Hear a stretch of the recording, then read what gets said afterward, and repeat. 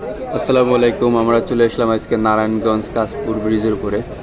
আমাদের এক ক্লায়েন্টের গাড়ি মাইর দিছে, অনেক বাজেভাবে মাইর খাওয়ার কারণে গাড়িটা রাস্তায় এখন হয়ে গেছে। দেখেন কি অবস্থা, এটার বান পণ্য ছিঁড়ে গেছে। বানের যে হ্যাঙ্গারটা যেখানে লাগে বানের, ওই জায়গাটা পুরো ছিঁড়ে বাইরে হয়ে গেছে। দেখেন গাড়িটা মনে করেন আইল্যান্ডের সঙ্গে এমনভাবে মাইর দিয়েছে যে পিছনটা ডাইরেক্ট ঘুরে গেছে উল্টো দিকে।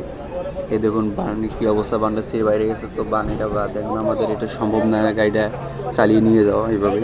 তাই আমরা ডাম্পিংয়ের সাহায্যে নিয়ে যাবো, পুলিশের মাধ্যমে ডাম্পিং নিয়ে আসতেছি আমরা। তো ডাম্পিংটা অলরেডি চলে আসছে। এই দেখুন, এটা বাংলাদেশে নতুন হয়েছে ডাম্পিংটা, 18 চাক্কার গাড়ি।